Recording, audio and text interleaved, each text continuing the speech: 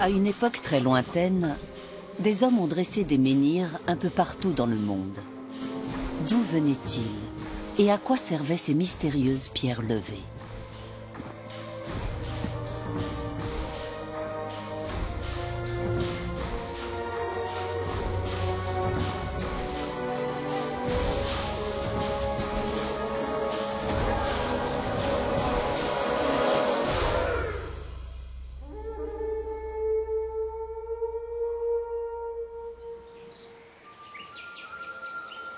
De nombreux monuments préhistoriques sont cachés sous la terre depuis des millénaires. Ils ont été ensevelis délibérément par leurs bâtisseurs. Certains sont mis au jour par le vent ou les vagues.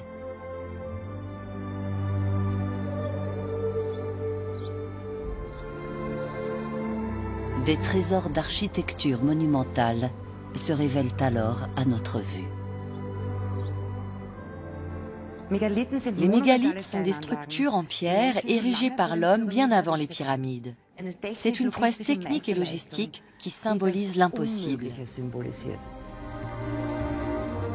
On trouve des mégalithes dans de nombreuses parties du monde. Partout, ils traduisent la même aspiration à l'élévation. À Malte, ce sont de véritables temples. L'emplacement géographique exceptionnel et le caractère monumental de ces structures indiquent, selon moi, qu'elles n'ont pas été érigées pour un usage domestique, mais cultuel.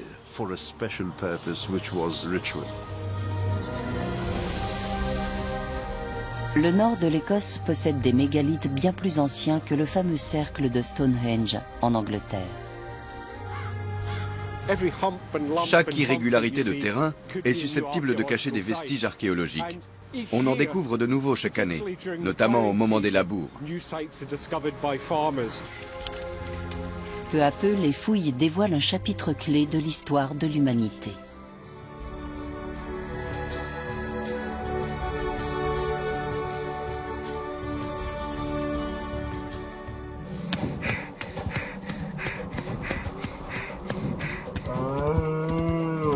L'Europe a été peuplée de chasseurs-cueilleurs jusqu'à ce qu'une révolution s'opère il y a 12 000 ans.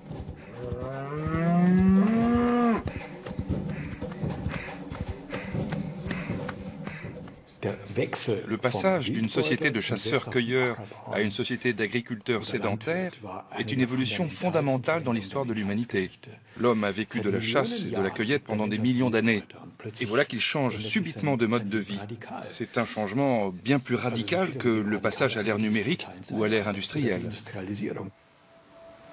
La butte de Göbekli Tepe est située en Anatolie, dans le sud-est de la Turquie. L'archéologue allemand Klaus Schmidt a été le premier à la fouiller en 1994. Il est aujourd'hui décédé. La butte est surmontée de plusieurs cercles de monolithes.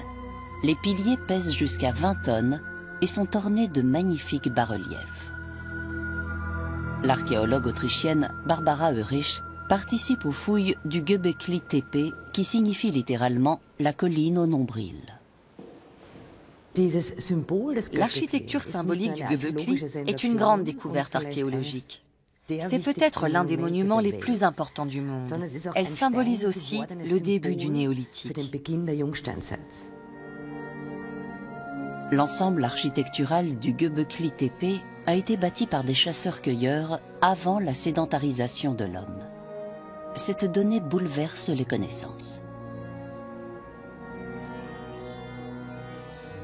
Au Göbekli, on découvre une civilisation, une société dont on ignorait tout. C'est une société très ancienne, et malgré cela, on peut en comprendre certains aspects. La figure du lion bondissant, par exemple, nous apparaît menaçante à nous aussi. Parce que c'est sûrement comme cela que les bâtisseurs du Göbekli la voyaient il y a 12 000 ans.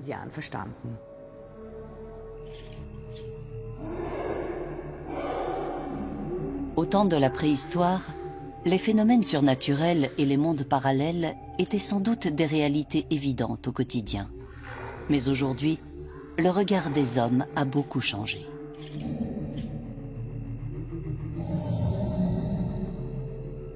La grue symbolise peut-être l'air qui relie la terre au ciel.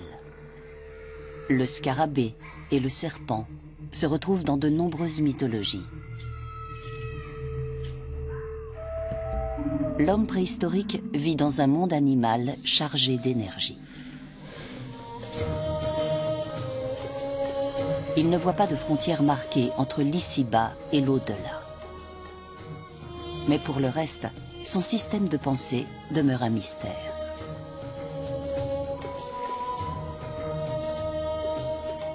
On ne peut que noter sa complexité.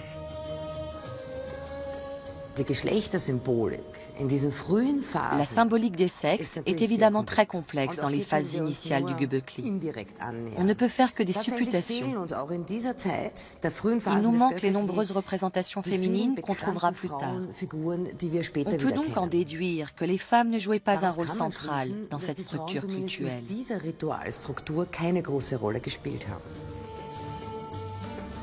L'équipe d'archéologues qui fouille la colline n'a mis au jour qu'une infime partie du sanctuaire. Mais elle sait avec certitude comment il a fini, enseveli sous terre. Les premières générations d'hommes sédentaires vont ensevelir un certain nombre de constructions. Ils les recouvrent de terre et les dissimulent entièrement. Ce faisant, ils en interdisent l'usage matériel. Mais il est fort possible qu'ils aient gardé pendant très longtemps le souvenir de ces constructions. Ce n'est pas un hasard si la colline est restée inoccupée durant des millénaires. Les premiers agriculteurs ont peut-être enterré les mégalithes pour signifier qu'ils rejetaient le système de pensée de leurs prédécesseurs. L'homme s'est sédentarisé et le site a perdu sa signification première.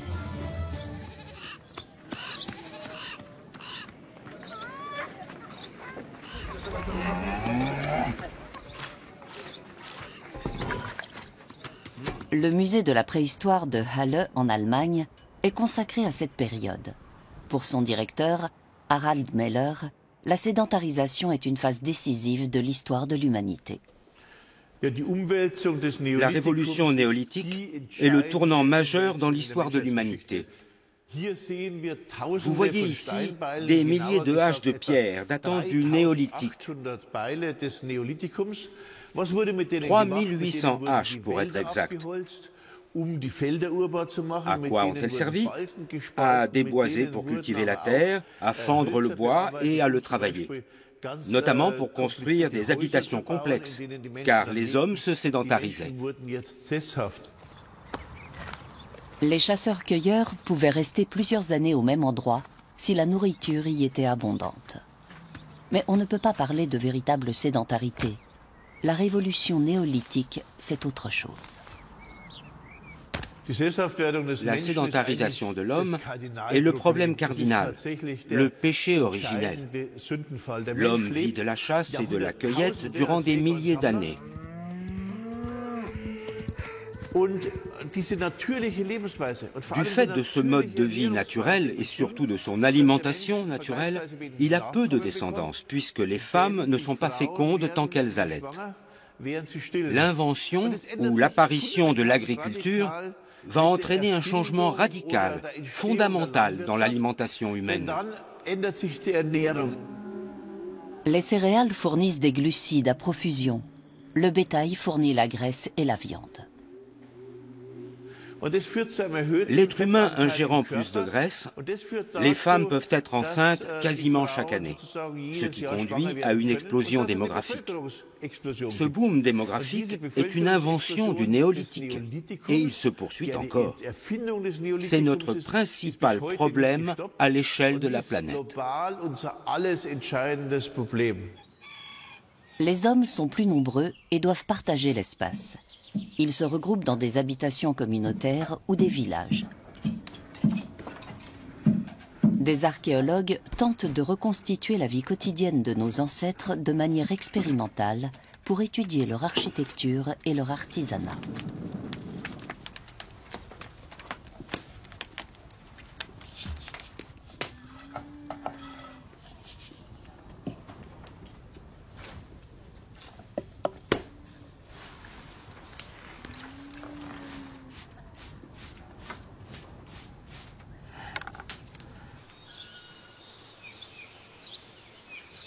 Wolfgang Lobisser et Marco Preseger nous présentent les résultats de leurs travaux. Marco porte le même sous-vêtement qu'Ötzi. C'est un tissu en lin qui passe entre les jambes et qui est fixé à la taille par une ceinture. On peut supposer que les hommes du néolithique ont porté ce type de sous-vêtement assez tôt.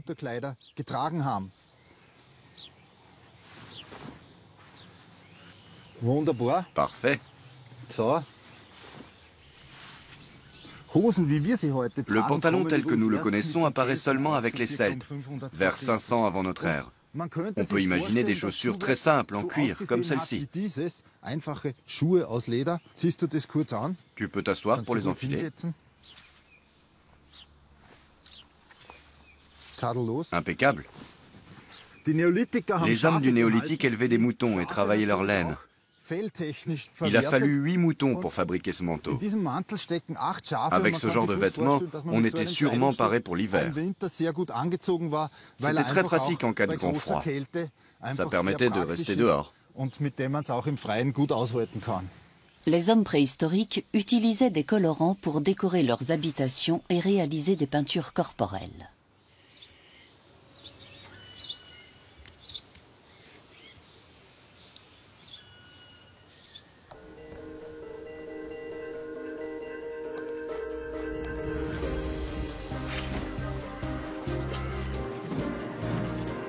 L'archéologie consiste à reconstituer le puzzle de la préhistoire à partir des vestiges qu'on met au jour avec d'infinies précautions. Les archéologues adorent les tessons. Les céramiques sont si caractéristiques d'une société qu'on a nommé des civilisations entières d'après les décors de leur poterie.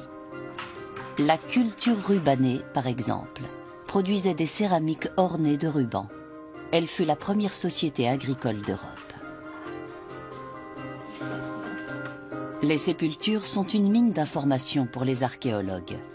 Elles contiennent du mobilier funéraire, mais surtout des restes humains. Un expert pourra tirer une foule d'indications des ossements. Il pourra dire si un défunt a été inhumé correctement ou si ses os ont été rongés par des bêtes, par exemple. Maria Teschler-Nicolas a dirigé le département d'anthropologie du Muséum d'histoire naturelle de Vienne. Elle lit dans les squelettes comme dans un livre ouvert. On peut déceler un manque de vitamines ou un stress, par exemple. Cela nous permet de reconstituer les conditions de vie et d'alimentation des hommes préhistoriques. On peut voir des signes d'anémie sur le toit de l'orbite ou les signes d'une carence de vitamine C sur certains dépôts et formations osseuses. Si on fait ces examens de manière systématique sur toute une population, pas seulement sur un squelette isolé, cela permet de reconstituer les conditions de vie et de travail des hommes préhistoriques.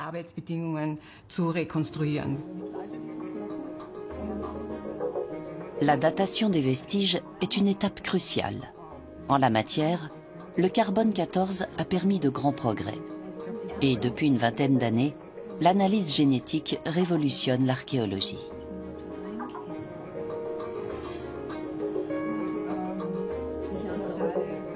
Aujourd'hui, on est capable d'analyser des restes d'ADN humain ou animal vieux de plusieurs milliers d'années. L'étude de l'ADN du bétail peut ainsi fournir des données sur la répartition des fermiers néolithiques. Joachim Burger est spécialiste de biologie moléculaire. Les toutes premières analyses portaient sur l'ADN d'animaux domestiques. Elles ont montré que les vaches iraniennes étaient les ancêtres de toutes les vaches européennes. Les races qu'on trouve aujourd'hui en Suisse ou en Frise orientale descendent toutes des races anatoliennes ou proche-orientales. Les vaches ont migré, et les autres animaux aussi, comme on l'a montré par la suite. On s'est alors demandé si les hommes n'ont pas migré eux aussi. Et au bout de 10 années de recherche, on a effectivement conclu que les populations du nord-ouest de l'Anatolie étaient les ancêtres de tous les hommes néolithiques d'Europe. Les ossements sont la principale source d'ADN pour les anthropologues. mais on trouve peu de matériel génétique bien conservé après des milliers d'années. D'une part, les os se décomposent vite quand la température du milieu environnant est élevée. D'autre part, ils sont souvent contaminés par des ossements plus récents, ce qui fausse les résultats. Malgré cela, la génétique a permis des avancées importantes. Les analyses génomiques de squelettes découverts dans le nord-ouest de la Turquie, au sud d'Istanbul, ont montré que les hommes néolithiques espagnols et les hommes néolithiques allemands étaient tous des descendants des anciens Égéens, comme on les a appelés, mais sans lien entre eux. Autrement dit, dès le néolithique, il y a eu une route migratoire sur le pourtour méditerranéen et une autre par les Balkans. Les agriculteurs se sont disséminés dans toute l'Europe sur un intervalle de plusieurs siècles par vagues successives. Le centre de recherche de Tulln, en Autriche, possède plusieurs laboratoires d'analyse. Maria Teschler-Nicola s'y rend pour confier du matériel au chimiste Thomas Prohaska. Elle cherche à reconstituer les migrations des hommes néolithiques.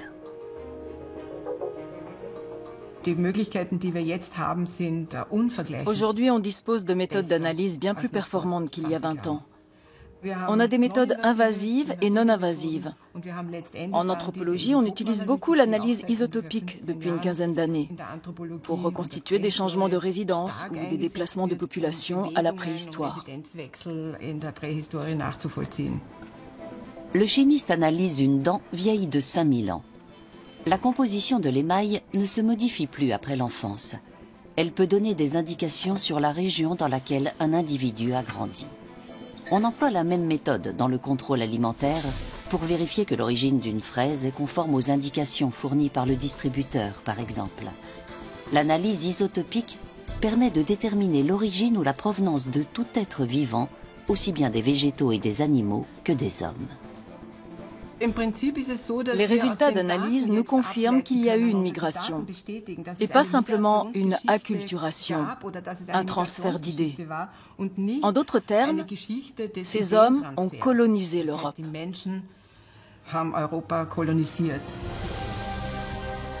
On a trouvé très peu de traces des chasseurs-cueilleurs qui ont peuplé l'Europe pendant des millénaires, avant sa colonisation au néolithique. Ils ont sans doute été chassés ou assimilés par les nouveaux groupes. En d'autres termes, les populations autochtones de l'Europe ont disparu au profit des migrants proche-orientaux. Mais qu'est-ce qui a attiré ces derniers en Occident ?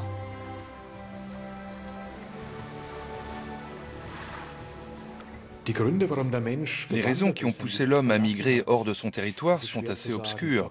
Je ne pense pas que c'était lié à un problème de surpopulation. Pas à cette époque reculée de l'humanité, tout simplement parce que la densité de population était très en deçà de ce qu'elle est aujourd'hui. Il s'agissait peut-être d'explorer de nouveaux territoires dont on avait entendu parler dès cette époque. Il y avait peut-être eu des contacts, des groupes isolés qui s'étaient aventurés à l'ouest et en étaient revenus. Ce ne sont que des spéculations, mais c'était très certainement une question de curiosité.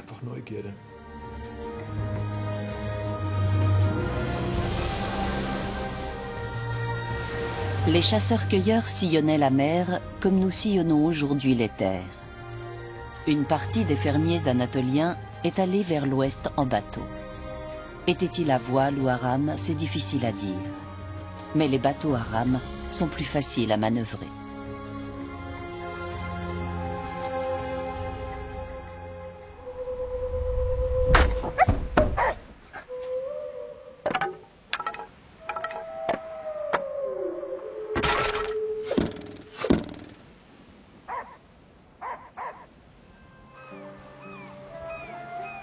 Les explorateurs se répandent peu à peu en Méditerranée. Certains s'arrêtent à Malte.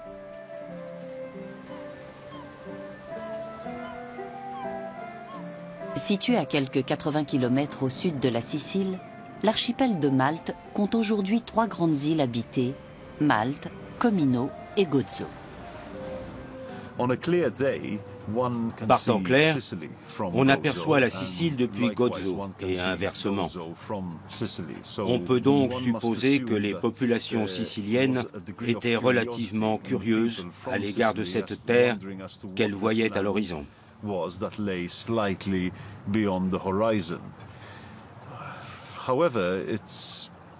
Néanmoins, on voit mal pourquoi elles auraient quitté une île aussi fertile que la Sicile pour coloniser une terre lointaine.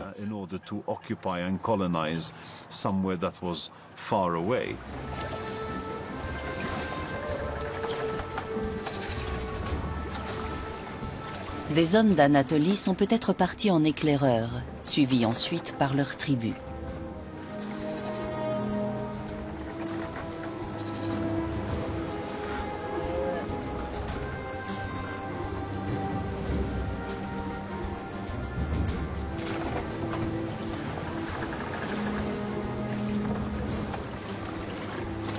Les temples mégalithiques apparaissent à Malte environ 2000 ans après l'arrivée des premiers colons.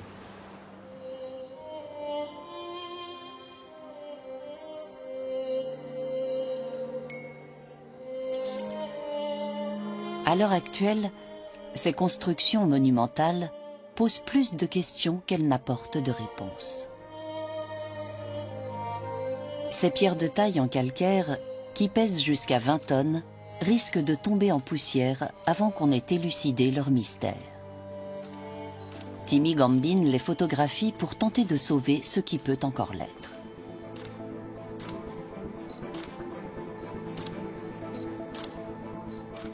Sur son écran, il ressuscite les temples de Malte en images 3D pour en conserver au moins une trace. Mais c'est une course contre la montre.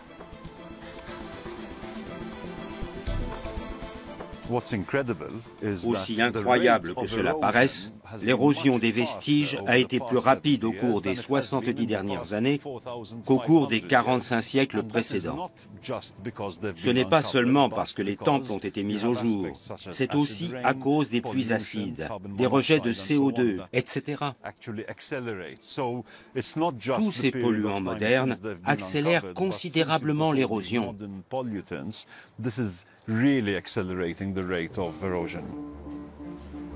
Sur l'île de Malte, les vestiges du temple de Agarkim attirent les touristes. Une bâche les protège de l'érosion par le soleil, la pluie et le vent.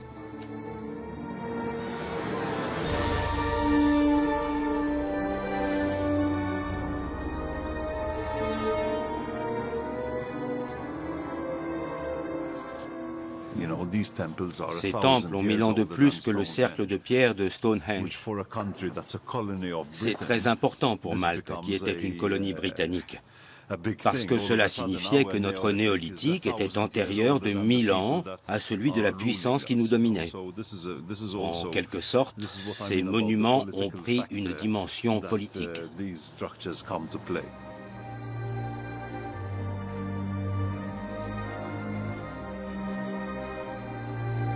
Qu'espéraient les hommes du néolithique en construisant ces édifices grandioses?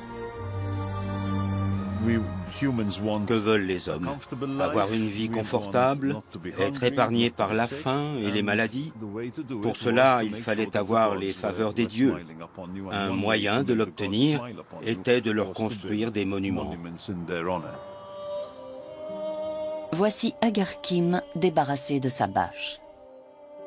On peut décrire les monuments préhistoriques et les reconstituer. Mais on ne peut que spéculer sur leurs fonctions, sur les cérémonies qui s'y déroulaient peut-être, sur ceux qui y étaient admis et ceux qui ne l'étaient pas.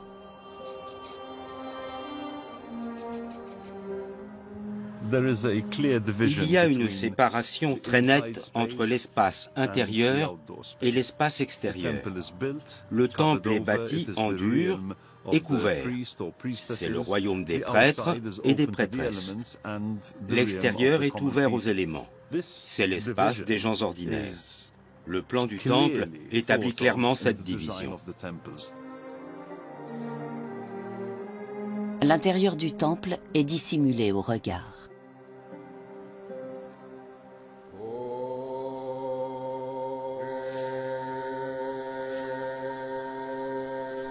Mais une ouverture dans la pierre permet une liaison acoustique avec l'intérieur.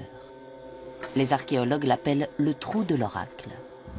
Quel dieu les Maltais vénéraient-ils? Quelles offrandes leur faisaient-ils?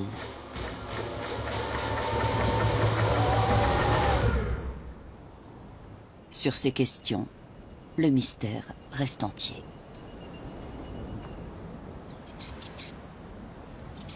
Les temples de Malte ont été utilisés durant 2000 ans, puis ils ont été abandonnés. Pourquoi? C'est difficile de trouver une certaine constance. C'est d'ailleurs typique des cultures préhistoriques. On n'a pas d'institutions qui se transmettent de génération en génération, comme l'écriture, la prêtrise ou la dynastie, qui sont essentielles dans l'évolution culturelle. Tant qu'on n'atteint pas cette phase, les civilisations ne durent pas. Les civilisations préhistoriques ne durent jamais.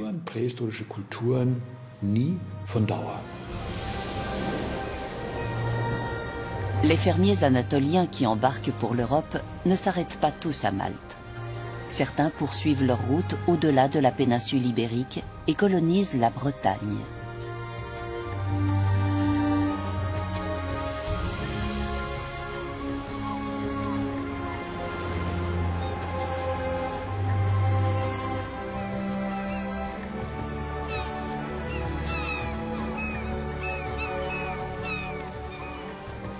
Des kilomètres de côtes rocheuses leur fournissent des tonnes de matériaux de construction.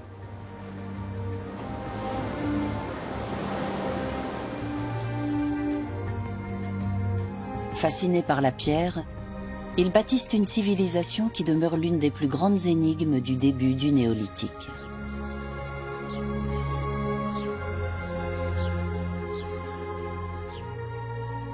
Les temples mégalithiques de Malte sont uniques au monde, mais les alignements de Karnak sont tout aussi exceptionnels.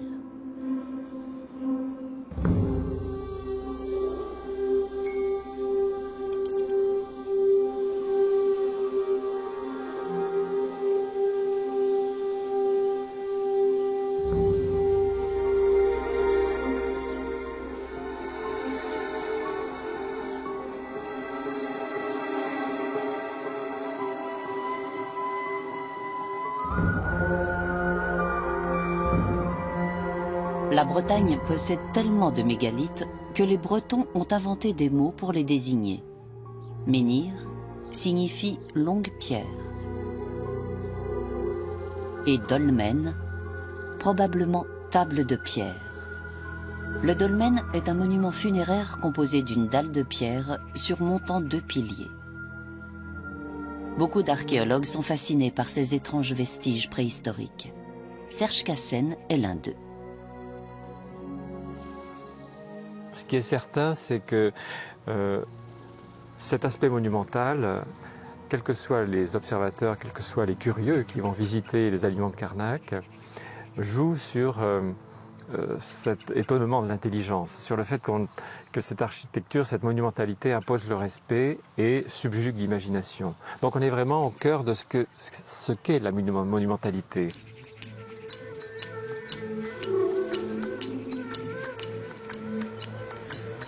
Les alignements de Karnak s'étendent aujourd'hui sur plus de 3 km, mais ils couvraient autrefois une surface bien plus grande.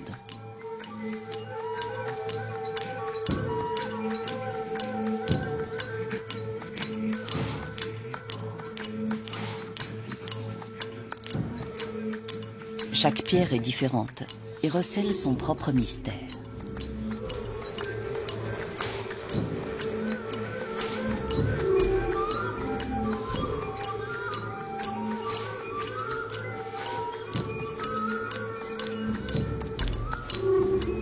Faut-il voir dans Karnak une démonstration de force, les traces d'une manifestation surnaturelle ou de simples pierres tombales? Les théories sont nombreuses.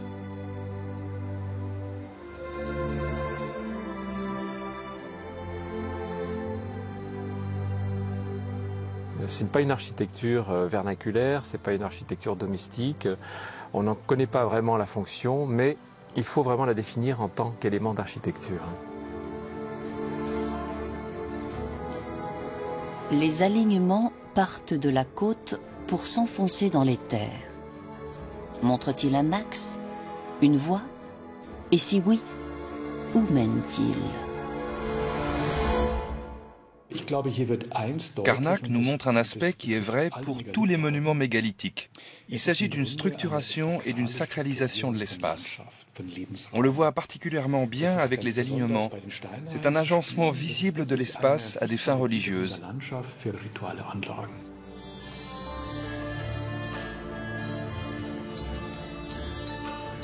On trouve des mégalithes sur les îles de la Méditerranée et le long de la côte atlantique jusqu'aux îles britanniques.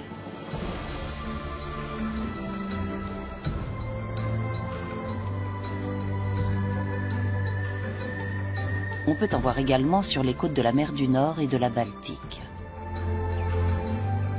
Mais il n'y a aucun exemple de mégalithisme en Hongrie, en Autriche ou encore dans le sud de l'Allemagne, des régions où les migrants sont arrivés par la voie terrestre. Pourquoi ?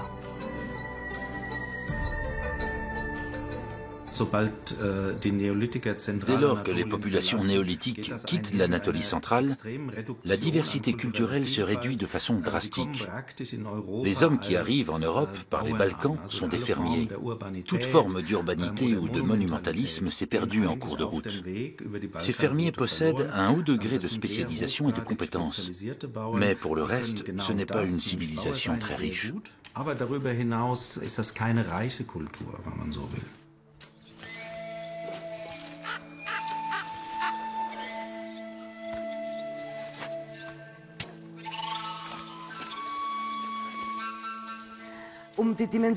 Pour donner des repères chronologiques, entre le croissant fertile et l'Autriche, il y a un intervalle de près de 5000 ans.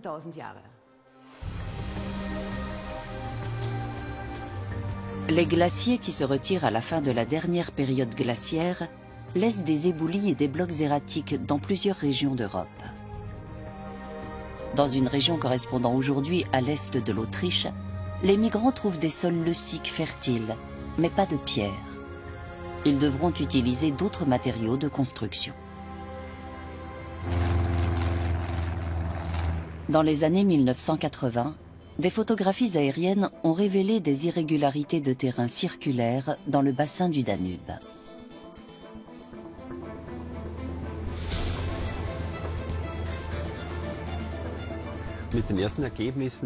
Les photos aériennes et les premières fouilles ont montré qu'il s'agissait de monuments vieux de 6500 ans. On s'est alors demandé à quoi ils avaient pu servir. Il y a eu beaucoup de discussions à ce sujet vers le milieu des années 1980. Certains imaginaient des places fortes, d'autres des lieux de rassemblement, d'autres encore des temples ou des enclos à bêtes.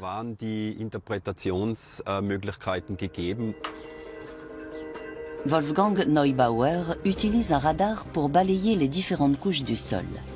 Il peut ainsi repérer des vestiges archéologiques enfouis sur de vastes étendues sans avoir à donner le moindre coup de pioche.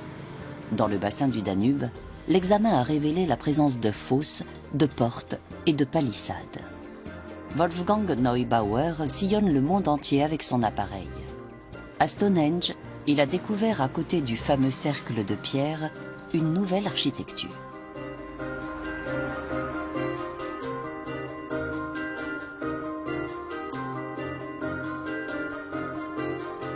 Les cercles préhistoriques autrichiens ne sont visibles du ciel qu'à certaines saisons et ils sont exposés à l'érosion.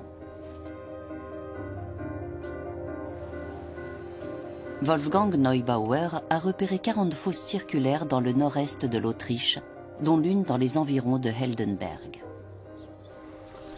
Nous approchons de l'entrée des fosses circulaires. Les fosses partent à droite et à gauche.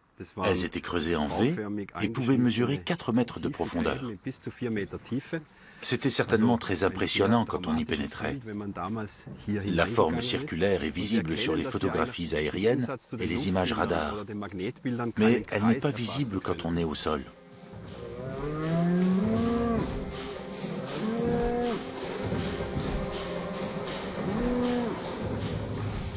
Les palissades étaient construites pour empêcher de voir à l'intérieur.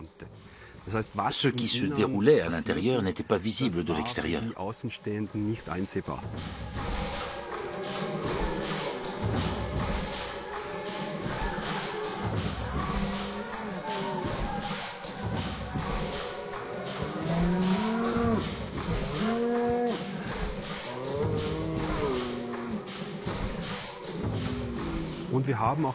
L'acoustique était très particulière. Le long de la palissade, on entendait parfaitement les bruits produits à l'intérieur.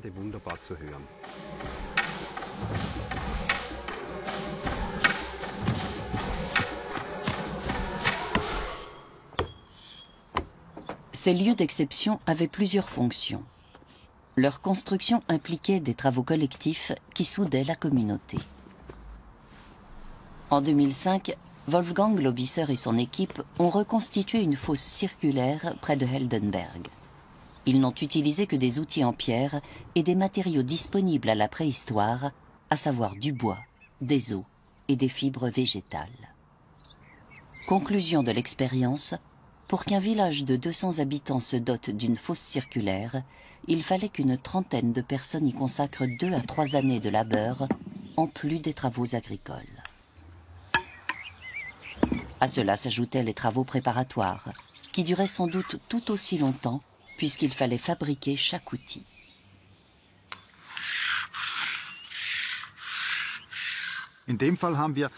On a fabriqué une hache d'après un modèle qu'on a mis au jour dans la région.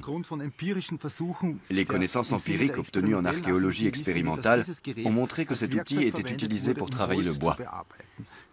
Il est muni d'un manche coudé, obtenu à partir d'un tronc d'arbre et de sa branche. La lame est fixée avec du liberdorme ou de tilleul, voire comme ici, avec des bandelettes de peau. Au néolithique, certaines tâches étaient probablement effectuées par des spécialistes, mais il n'existait pas encore de métier au sens moderne. Les savoirs se transmettent oralement de génération en génération. Les outils du néolithique ne permettaient pas de travailler le bois sec. On ne pouvait travailler que le bois vert, fraîchement coupé. Un chêne coupé depuis un an ne pouvait sans doute plus servir.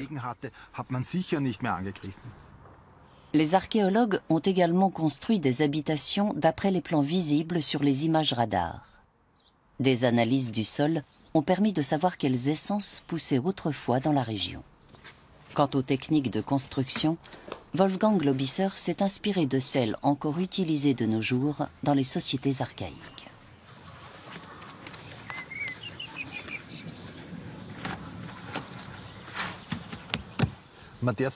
Pour construire une habitation de ce type, il fallait 12 à 16 000 mètres de cordes.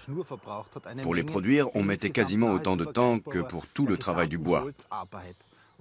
D'après nos calculs, une famille devait consacrer 3 à 4 hivers à fabriquer des cordes à partir du liberdorme et de tilleul.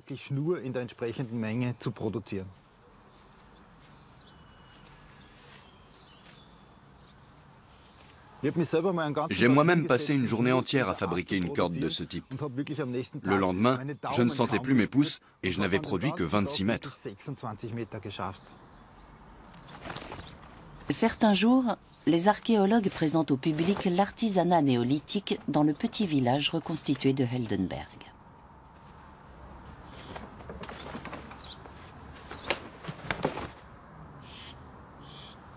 Mais ces maisons ne sont pas conçues pour durer des siècles. Nous estimons que ces bâtiments dureront une cinquantaine d'années. Cela correspond aux données empiriques que nous avons recueillies. Heureusement, dans d'autres régions, l'homme du néolithique a laissé des constructions en pierre qui nous livrent quantité d'informations, à commencer par les lieux de peuplement. Il y a de nombreuses sépultures au Danemark et dans le nord de l'Allemagne. Ainsi, on en connaît plus de 500 à Sylt. On les étudie peu à peu.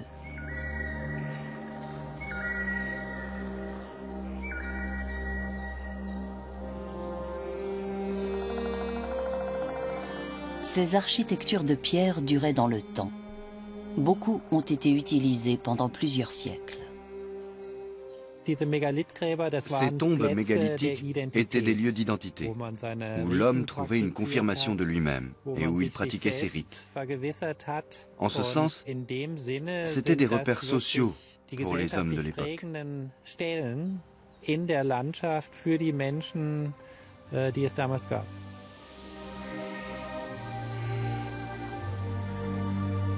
Les sépultures sont très révélatrices d'une société et de sa cohésion.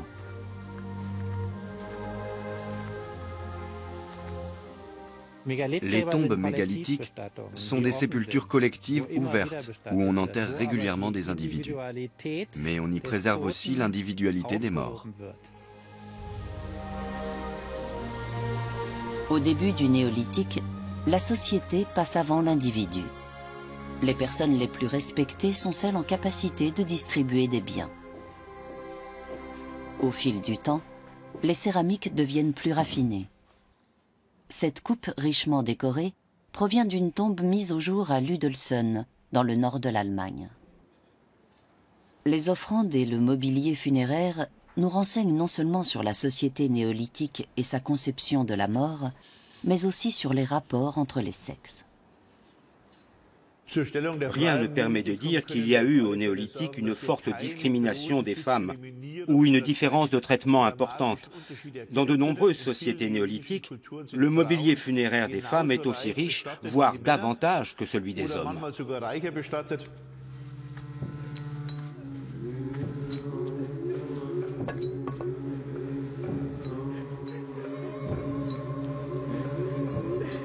Mais le mobilier funéraire permet-il vraiment de connaître le rôle dévolu aux femmes dans la société néolithique?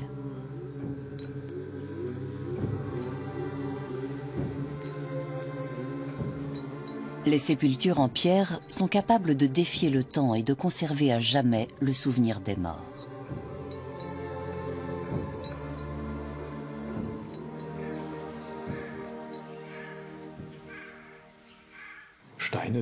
La pierre est le premier élément dont on dispose pour reconstituer l'architecture aussi bien des temples que des tombes.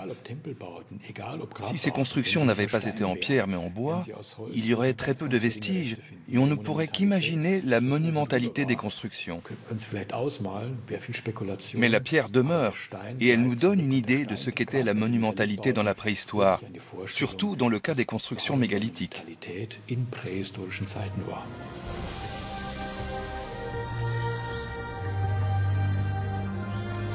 Au nord de l'Écosse, on a découvert dans les îles Orcades des vestiges mégalithiques d'une grande richesse.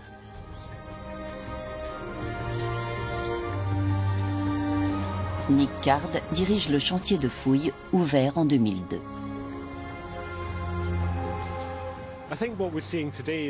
On ne voit que la pointe de l'iceberg par rapport à ce qui existait il y a 5000 ans. Nos yeux sont attirés vers ces magnifiques monuments dressés. Mais ces 10 dernières années, l'Université des Highlands et des îles écossaises a conduit un vaste programme d'études géophysiques et on a découvert que la région était couverte de constructions autrefois.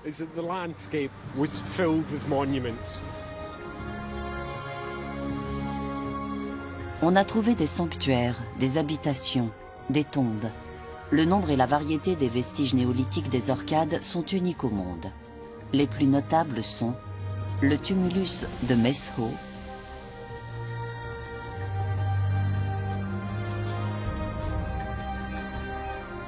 plus à l'ouest, les pierres levées de Stenness, qui sont l'un des cercles de pierre les plus anciens des îles britanniques. 150 mètres plus loin, le village de Barnhouse. La Watchstone, un monolithe de plus de 5 mètres de haut qui garde l'entrée d'une étroite péninsule.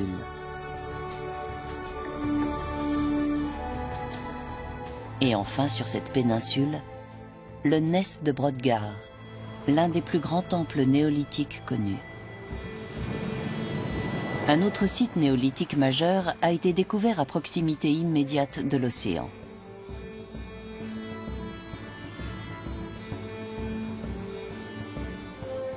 Il s'agit du village de Skarabré. Une grande partie du site a été couvert pour le protéger de l'érosion naturelle et son accès est interdit, sauf aux archéologues.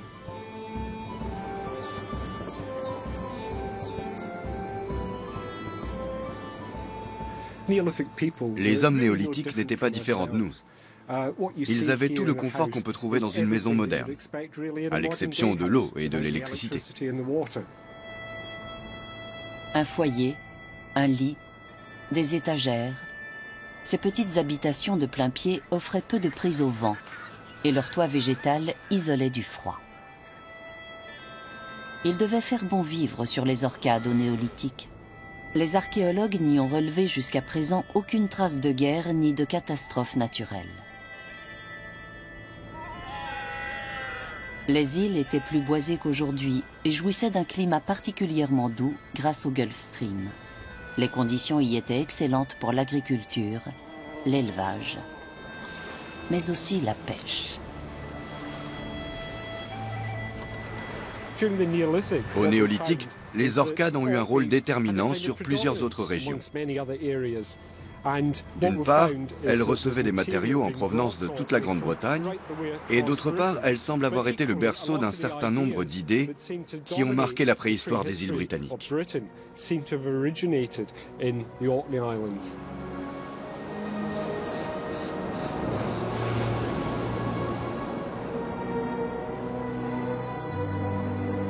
Le cercle de pierre des Orcades a-t-il été le modèle des autres cercles des îles britanniques?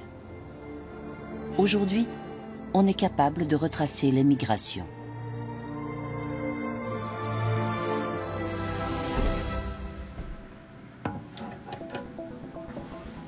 Quelques restes de dents ou d'eau porteurs d'ADN non contaminé permettent d'établir des liens de parenté sur plusieurs milliers d'années.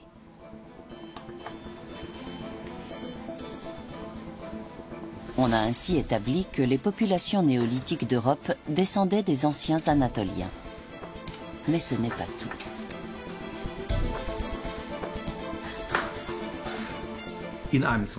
Dans une deuxième phase, on a analysé le génome des Iraniens qui peuplaient le cœur du croissant fertile et on a pu constater que la chaîne de migration s'est interrompue là, quelque part entre l'ouest de l'Anatolie et l'ouest de l'Iran, puisque les deux populations sont extrêmement différentes. On a calculé qu'elles se sont séparées il y a 50 ou 70 000 ans, autrement dit peu après la sortie d'Afrique de l'homme moderne. Les deux groupes ont participé à la grande idée du néolithique, c'est-à-dire à cette combinaison de sédentarité, d'agriculture, de construction d'habitations, etc., mais de façon très différente. À l'heure actuelle, on pense que le premier groupe est parti vers l'Europe, alors que le second a peuplé le sud de l'Asie, en particulier l'Afghanistan, l'Inde, etc.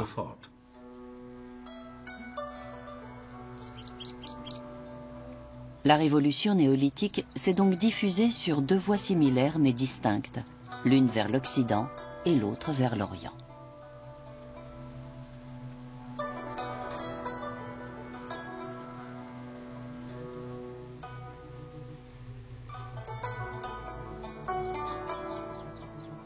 On trouve des constructions mégalithiques dans toute l'Asie, en particulier en Corée.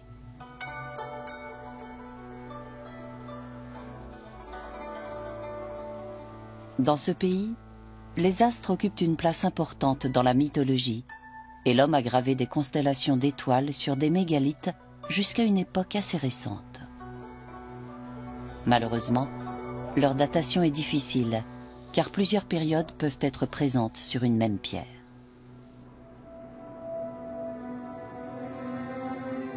Partout, le néolithique a sans doute été une ère assez paisible, marquée par la construction de monuments en bois, mais surtout en pierre. Les premières traces de guerre sont postérieures.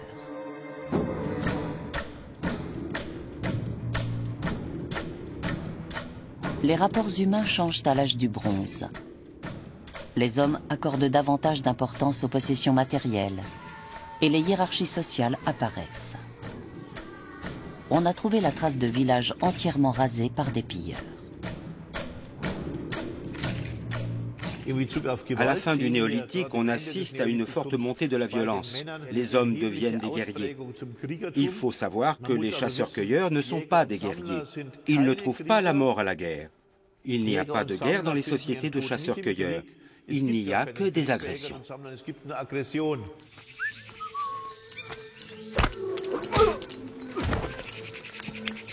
Les chasseurs-cueilleurs se battent d'homme à homme, pas entre peuples. L'homme a probablement toujours eu une certaine agressivité. Quand des groupes étrangers se rencontraient au Paléolithique inférieur, je ne pense pas qu'ils entamaient d'emblée des pourparlers amicaux.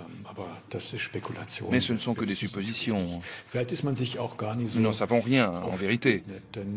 Les rencontres étaient peut-être rares. À la préhistoire, la densité de population n'était pas comparable avec celle d'aujourd'hui.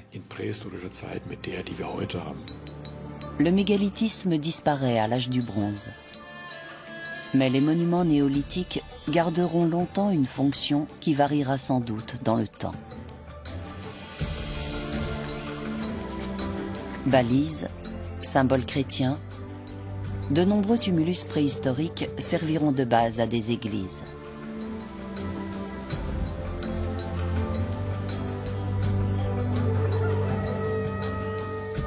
Les pierres feront aussi d'excellents matériaux de construction. De nos jours, les églises, les mosquées et les synagogues ont remplacé les temples de nos ancêtres. Les hommes vivent regroupés en petites cellules familiales dans de gros villages qui sont devenus des villes. Mais l'élevage et l'agriculture sont toujours au cœur de leur alimentation. Tous ces aspects de la vie des hommes néolithiques sont présents dans nos sociétés modernes, davantage que nous ne pouvons l'imaginer.